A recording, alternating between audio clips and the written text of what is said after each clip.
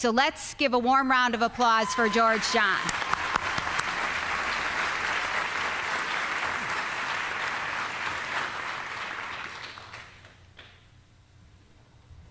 I just got more attractive.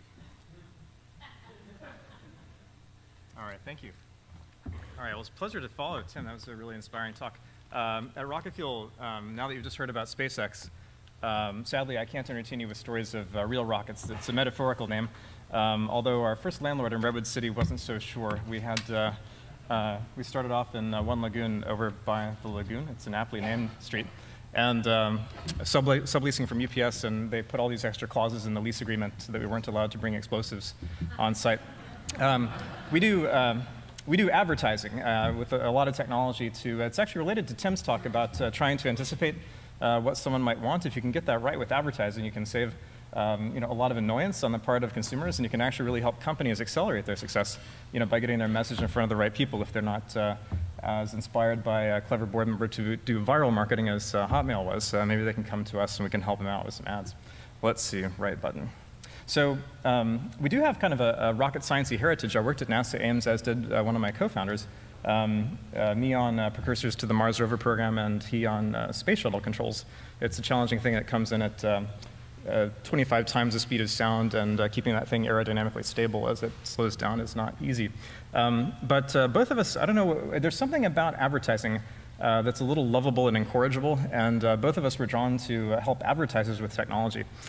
So we built Rocket Fuel, and what we do is we run digital campaigns for great brands. So whether it's a video ad, ahead of a YouTube video they might watch, or banner ads, or ads inside Angry Birds, Facebook ads.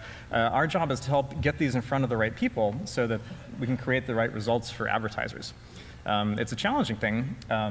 It's an interesting evolution that probably you wouldn't know about unless you're really in the industry. But in the old days, if you had a company and you had a product and you wanted to get your message out there, you'd go to an agency and they'd think hard about your product and who might want it, and they'd call. Maybe they'd browse around the web, they'd call websites on the phone saying, hey, I really like the looks of your website. I think it'll be great for my taco copter to drop food on Tim when he gets hungry. Can you take my taco copter ad? By the way, that's a real website, but not a real company, Taco Copter. It's a spoof, but the idea is autonomous helicopters that will deliver tacos to you if you just press your cell phone button. In the old days, you'd have to call people on the phone, arrange all this stuff to get your ad on their site, and now really ad space is traded online. Much like stocks can be traded on NASDAQ. So there's about 30 billion times a day our servers across the world get poked saying, hey, would you like to get your message in front of this person right now on this site? So there's a lot of technology that goes on to make that happen.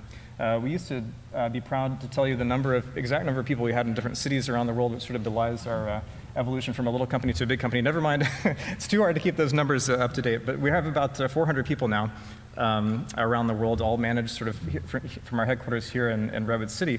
Mostly kind of, we're out there because that's where the money is. Advertisers are spending their money through agencies across the world. A little bit of font troubles here, but the point was it's been a nice trajectory. So we founded in 2008, got our first seed funding in around May of 2008, and kind of been off to the races since then, and we did over 100 million in revenue last year. What you're missing from the sort of punchlines there with the fonts is customers stick around, they double their spend within their first year, and it's led to a really nice growth rate for us.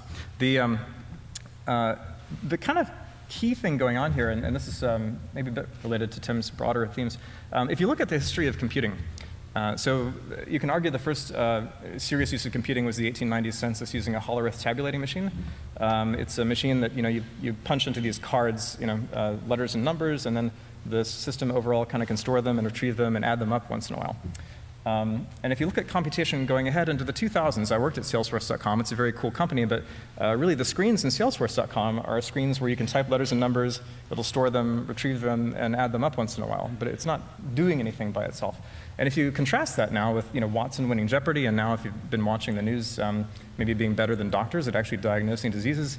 If you look at the Curiosity rover landing itself on Mars without any human piloting, it takes too long for a signal to get back and forth. The thing would be shattered on the surface of Mars by the time a human pilot was able to get a signal over there. And us autonomously delivering ad campaigns using AI and kind of big data systems. There's a real significant change that's happened here. And it's not just kind of us in advertising, but it's something that you're seeing in a lot of white-collar jobs right now. Even I think it was just last week that Golden Gate, you don't have toll takers anymore. There's just machines that kind of watch you going through. Ironically, there used to be there's a few famous quotes from luminaries in AI saying, sure, certain occupations get displaced by technology, like there's no, elevator operator anymore. When you go into an elevator, the doors just open and close, and we see that as reasonable, but there's still toll takers, was actually one of the famous quotes, and actually there's not everywhere anymore. So it's interesting to see what this wave of automation will do. The promise is, of course, freeing humans from drudgery and labor. The societal cost to that might be, well, some of those people actually enjoyed drudgery and labor if it meant they could afford to have an apartment and take care of their family. So there's an emerging kind of issue for society and dealing with that. But for us, the cool thing is that in advertising, there's so much that's wasted, so much money that gets spent, throwing ads all over the place. It's annoying to you, it's wasteful to the companies. And if you can take the old human-style buying, which is very kind of blunt and clumsy, and if you can let this AI technology figure it out on the fly, that here's where people are responding to this ad. It's the luxury car ad works well. We found a cluster of actually Indian expatriates, speaking of bringing people over with excellent technology backgrounds. Luxury car ads work really well when you show them to an audience of Indian expatriates. You'd never think about that, but that's just one of the things that kind of pops out when you see this data. And pizzas sell really well at 1 a.m. It's just the way it goes. The stereotype is true. Pizzas sell really well if you advertise them on sites about technology and science. So there's just all this stuff that's so granular that you can discover now. And there's just so many areas like this where you can make the world so much more efficient than it was before.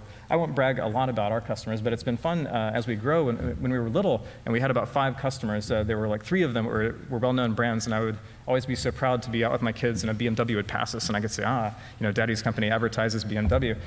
Now we advertise almost every car company and most of the top companies and all the verticals that we operate in, and it's been really fun just to kind of grow a business like this out here in Redwood City. I've been through a few IPOs before at Salesforce in a company called Epiphany, and there's really nothing better from the, I think, from the venture perspective. You love to fund the entrepreneurs, and they're the hero. When you're the entrepreneur, it's really kind of your customers that are the hero, and you really want to make them successful, and there's nothing better than hearing back from them that you've done that. So these are just some little comments from our customers we've gotten over time. My favorite is sort of the least quantitative one that says we're beating the other guys by a bajillion%. I think our computers calculate that to a bit more precision, but we'll take it. So that's Rocket Fuel, and it's really great to be part of the community here and have SAMCEDA helping us understand our relationship with the community, and to be an ear when we have input that we'd like to give. So thanks.